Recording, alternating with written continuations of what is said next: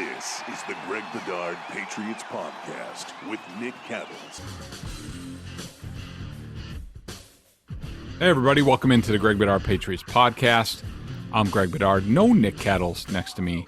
Today, I had internet issues today, screwed up our timing. Nick wanted to be here, but it just didn't work out. So you're stuck with me for the next 35 to 45 minutes. And let me give you an overview, sort of what we're going to talk about on this podcast, which of course is brought to you by FanDuel, the exclusive wagering partner of CLNS Media Network. Sign up at fanduel.com/Boston and claim your $200 bonus.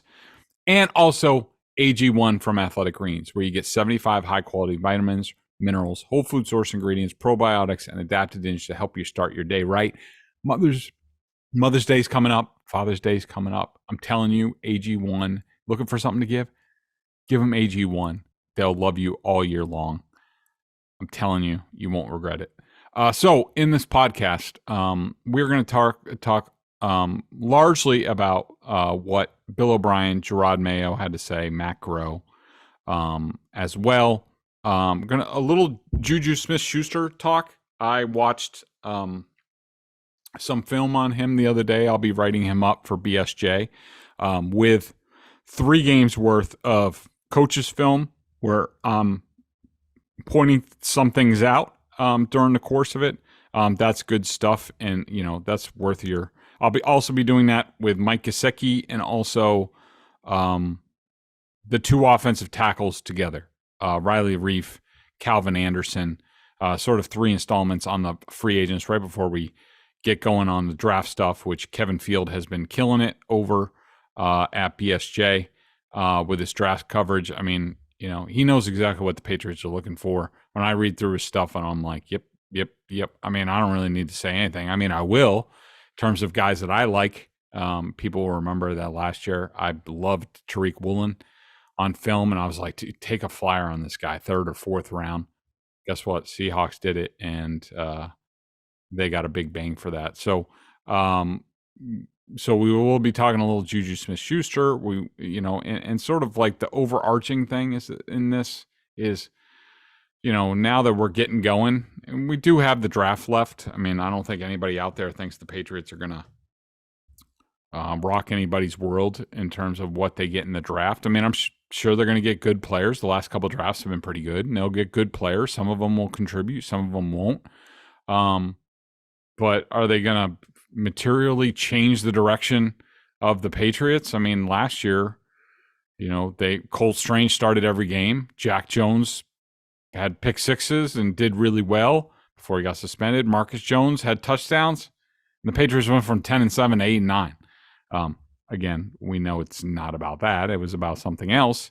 But we're going to sort of work off the question that I posed to Matt Groh. Where I asked him, like, it looks like the personnel department doesn't think it was the personnel last year because they largely run everything back. And so what exactly has changed since last year? Of course, one thing that has changed is Billy O'Brien's here at offensive coordinator. Billy O'Brien in, Matt Patricia and Joe Judge out, which I think everyone is thankful for, especially Mac Jones. So Billy O'Brien met with the media. He was sort of the star of the show, and of course he said basically nothing. New year, we just got started yesterday, clean slate for everybody.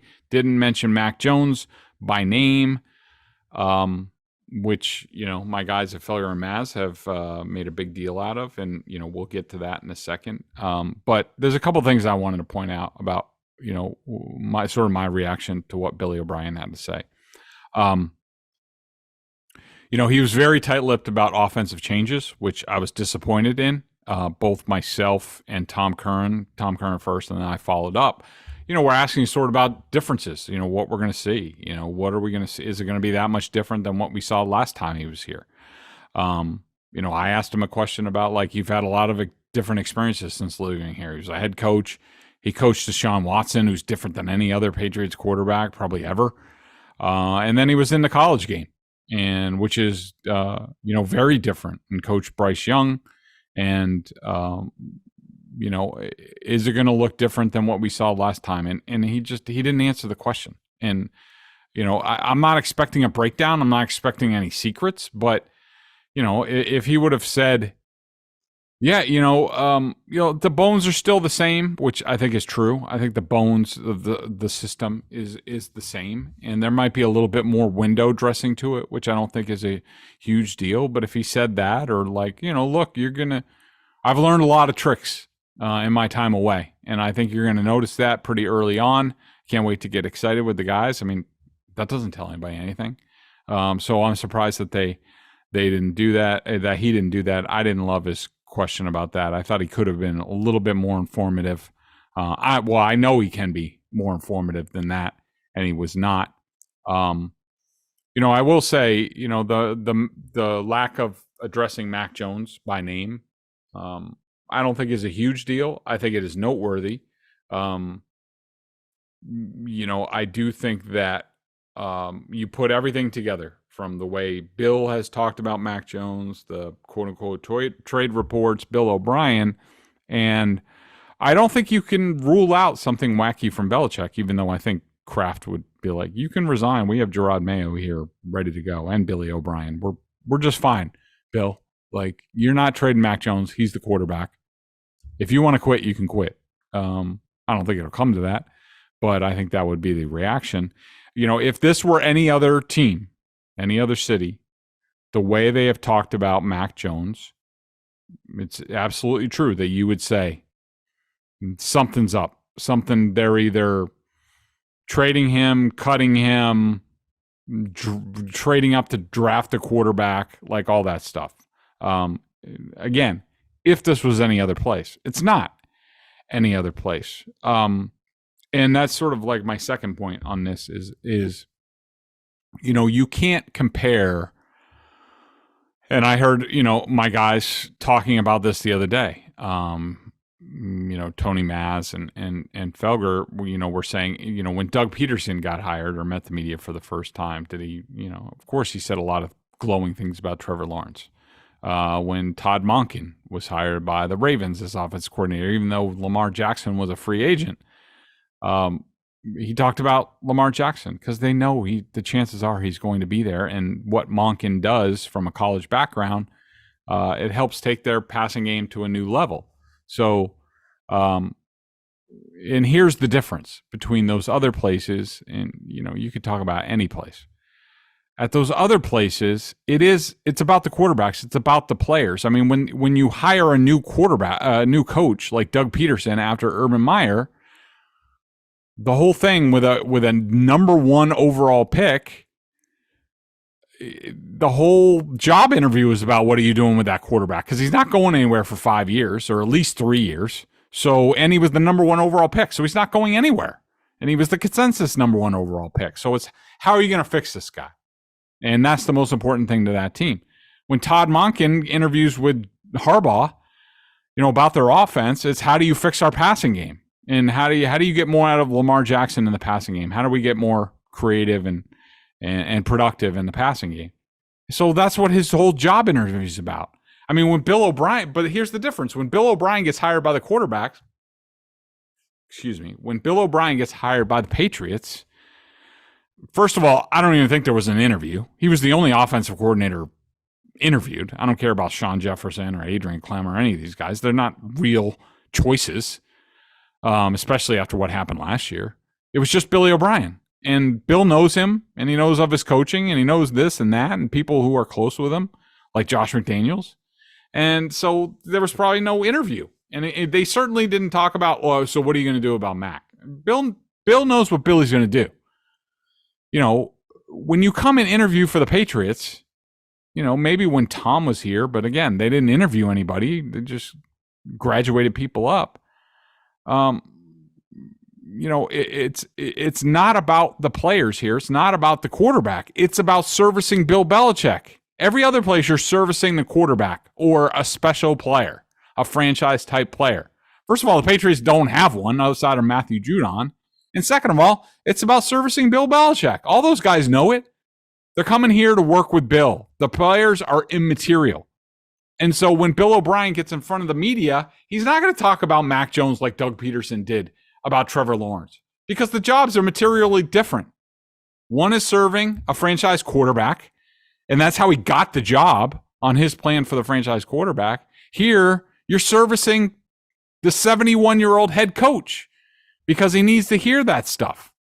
And so when Bill O'Brien talks to the media the first time, it's not about Mac Jones. It's about Bill Belichick. He was asked a question about him. Glowing talk about Bill Belichick. That's what it's about in this stage of the Patriots regime under Bill Belichick. It's about servicing him and being loyal to him and saying the right things and not getting on his bad side. So it has nothing to do with Mac Jones. A couple other things that you need to understand about Billy O'Brien. That dude is smart as hell. He is. He may be a goofy package, bald head. He said he was 20 pounds overweight. He's made fun of his chin before. He's a really funny guy. He's got the teapot thing going on. But he went to Brown, okay? And that wasn't an accident. And he was a captain there, and he's a really smart player. And, just think, Billy O'Brien was at Penn State after Sandusky, never made headlines with anything that he said. He was in Houston before the Deshaun Watson suspension, but in Houston, he was on Hard Knocks. He dealt with hirings and firings, extensions, trade of DeAndre Hopkins, like all this stuff. The longtime personnel guy was sort of pushed out. Rick Smith, I think his name was. Then it was Brian Gaine, and all of a sudden he wasn't there in his job anymore. And do you ever remember a soundbite from Bill O'Brien? Was he ever ridiculed on Pro Football Talk or whatever? No, because he's too damn smart. He knows exactly what to say, and all these guys are taking they're not getting talking points from Bears and Bill Belichick, but they know what Bill's saying. They know what Bill said at the league meetings. They know what Bill said after the season. And the smart guys, they just parrot Bill. Bill doesn't need to say anything. They know. Just, all right, Bill's talking about it this way. That's what I'm going to do. And so I don't think there's any grand conspiracy or anything like that. That's just the way the Patriots operate. And the other thing I wanted to point out about Bill O'Brien is that, he kept saying over and over again, I think the big thing for us right now is everybody starts with a clean slate. When he was asked about Mac Jones, I wish somebody, I wanted to do it, but they ran out of time. I wish he was asked more directly about a quarterback competition and handling the quarterback. I'm telling you, he would have swatted it aside and just said, you know what? And this is the truth, guys.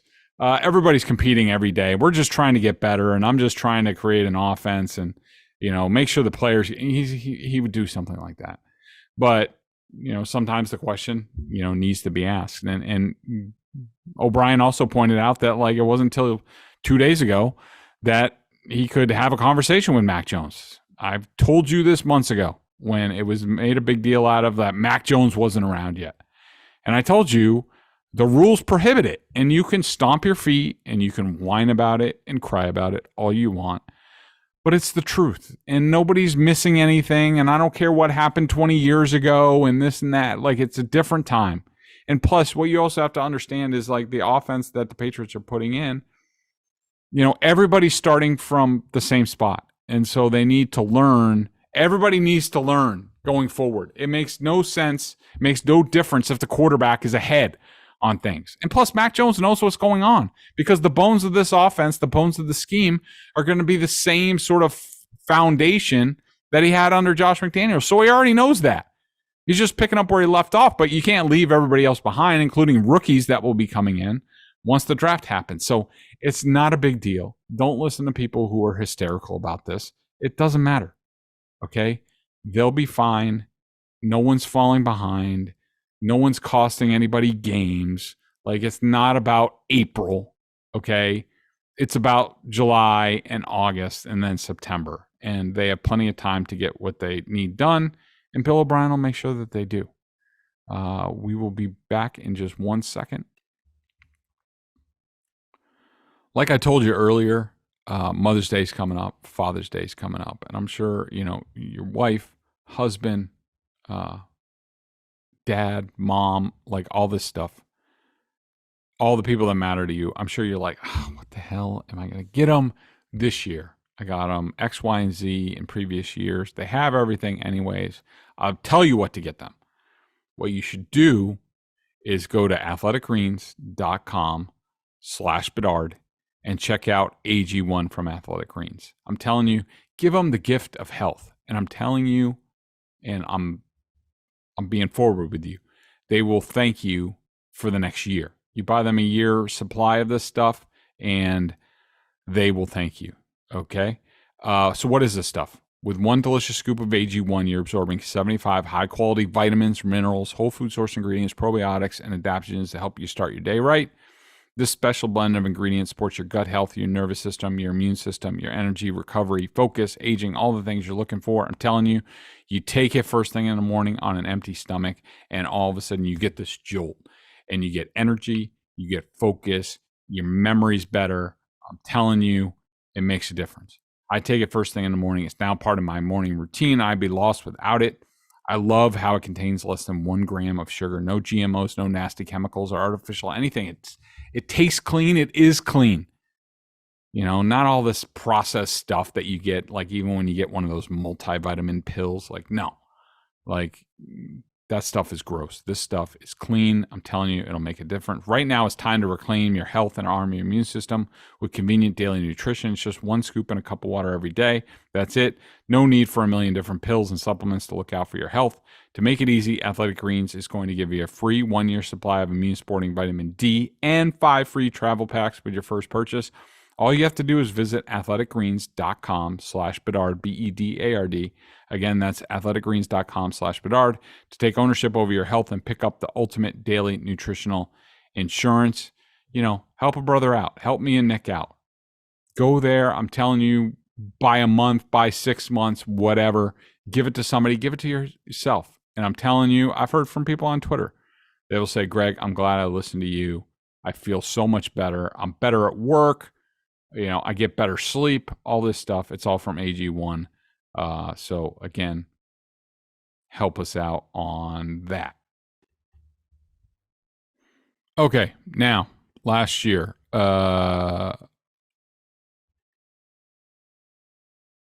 let's move on to Jerod Mayo. So Mayo also met with the media. So the format the other day, in case you guys wanted to know, so it was 15 minutes with the defensive assistants and Cam Acord, and then 15 minutes with the offensive coaches. Briefly got to say how to introduce myself to Adrian Clem.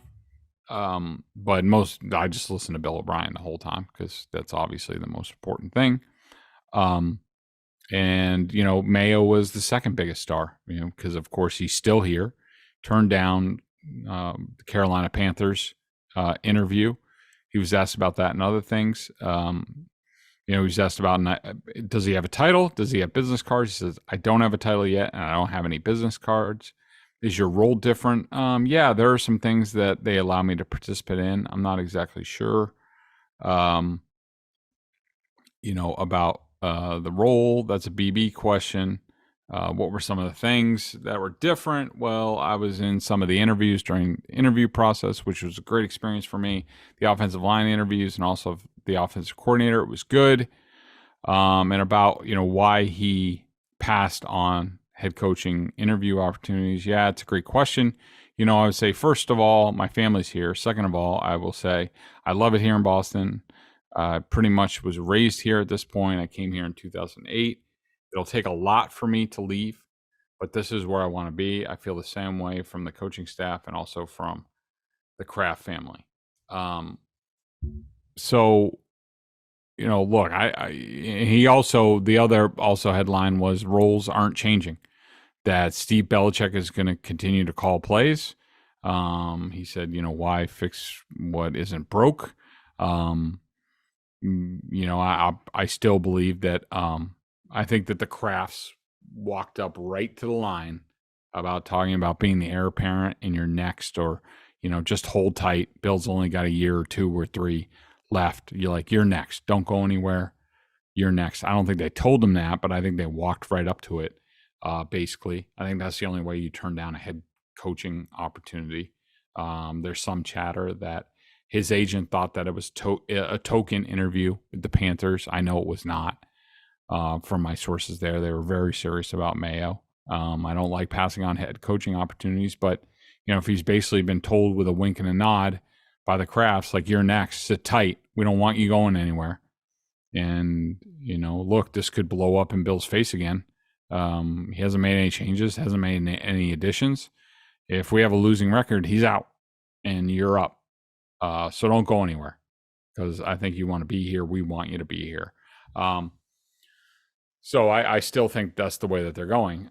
So, back to sort of my overreaching opinion about all this stuff. And I asked, and it goes to the question I asked Matt Groh, which was, basically, Matt, from the outside looking in, you look at this Patriots roster and, you swapped out Jacoby Myers for Juju Smith-Schuster. You added Mike Gesicki, which was an upgrade. You brought everybody back on defense. Special teams, you upgraded a little bit. From the outside looking in, it appears that the personnel department said, there's nothing wrong with our personnel. That was not the problem last year. It was other things, i.e., I didn't say this, but i.e. coaching. Everybody knows that it wasn't the personnel. And I said, is that fair? And he said, he said no. He said, I would not say that as a personnel staff, we said, oh yeah, our personnel was good enough. We've got to try and improve in every way. That starts with me. I've got to try to improve and do a better job and identify the players we think can help us win more games, because we've got to win more games. We're an 8-9 football team. As the old saying goes, you are what your record says you are. That's a losing record. I think we've got to get better across the board, identify the players to help us win more games. We've got to win more games. So, look, the bottom line for me, at this point in time, entering the draft, and will allow that they could do something major,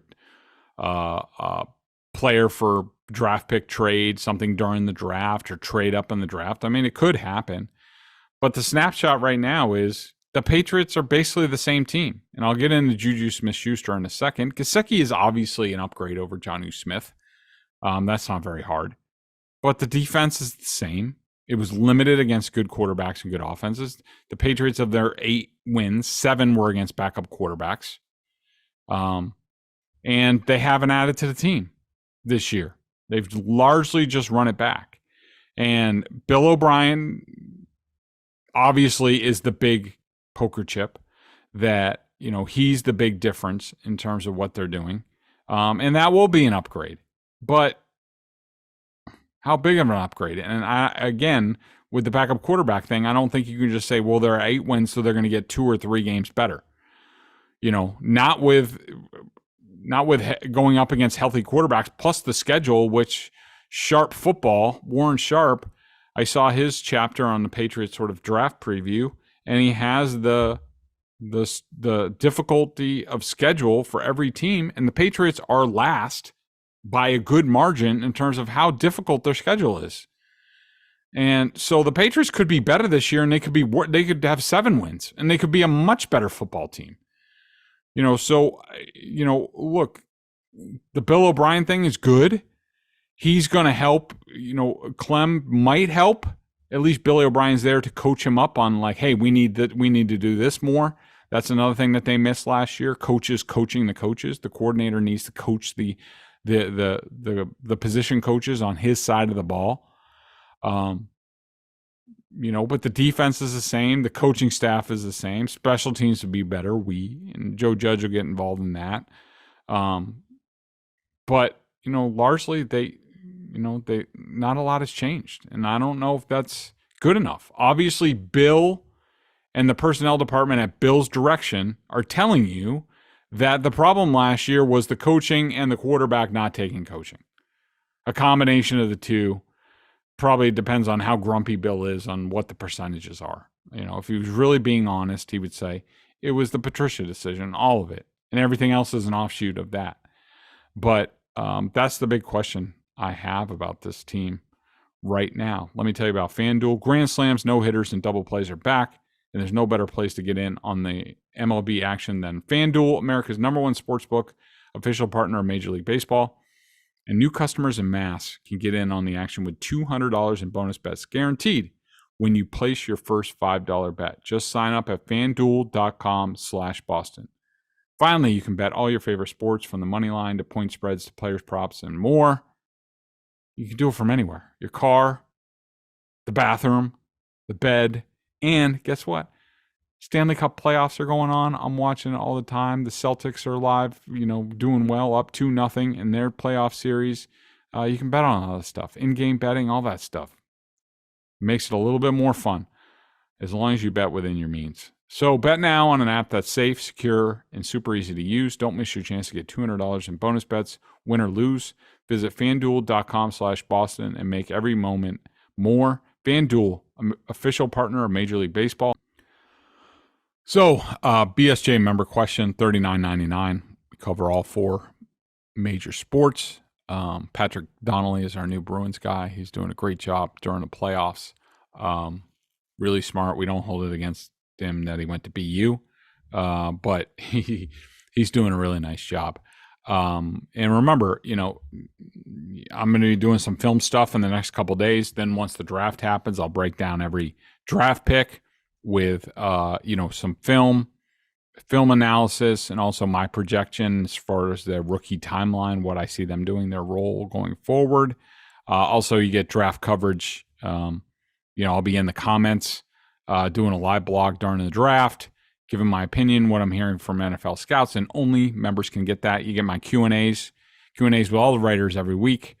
I'll be doing a post and pre-draft Q&A, so make sure you get over there for that. So no real question this week, but I just wanted to mention this, something I've been working on, and I think I said this earlier, but sort of working back before the draft on the free agents and looking at their film and what I think they're going to bring. And I started with Juju Smith-Schuster. I broke down 3 of his plays: the Super Bowl, conference championship, and 49ers game from earlier in the season, week 7, I believe. And, sort of breaking down what I think they're going to do, how good they're going to be with the Patriots. And, I got to be honest with you. Watching the Super Bowl and conference championship game, I was not impressed with Juju Smith-Schuster at all. He was slow. His blocking was okay, which isn't a big deal. And he was sort of, you could tell when he wasn't involved in a passing play, which I don't love. His route running isn't great. He rounds things off, not any explosion. And I was like, what are they doing? Like, Jacoby's better than this guy. But then I saw the 49ers tape, and that guy looked completely different. He looked great. Juju was dealing with a knee injury. He was on the injury report at the end of the season with a knee injury. I assume that's cleaned up by now. If they get the guy from the first half of the season, upgrade on Jacoby Myers. If they get the guy from the second half, or if that's indicative of who he is now, as he's getting older, then I think it's a negative. I mean, but I can't tell you which guy's going to be showing up. Was Devontae Parker materially different than the guy he was with Miami as far as injuries and things like that? I don't think that he was. So just something I wanted to mention. There's good Juju and bad Juju. We'll see what the Patriots get. I assume, training camp, when we see him in practice field, preseason, early on in the season, everybody's going to be like, wow, this guy's so good. And his film against the 49ers was great. It really was. I was impressed. His route running was better. His explosiveness was better. So that's great. But the question will always linger out there, like, is he going to slow down? Is he going to get beat up? And, what are they going to get out of him? So I just wanted to tell you guys that. Thanks for joining. We missed Nick this week. But of course, the podcast was brought to you by FanDuel. Go to FanDuel.com/Boston to sign up. And also Athletic Greens, athleticgreens.com/Bedard. Go. Mother's Day's coming, Father's Day, all that stuff. go start a subscription for them. I'm telling you, they'll love you for it. Thanks for listening, and we will see you next time.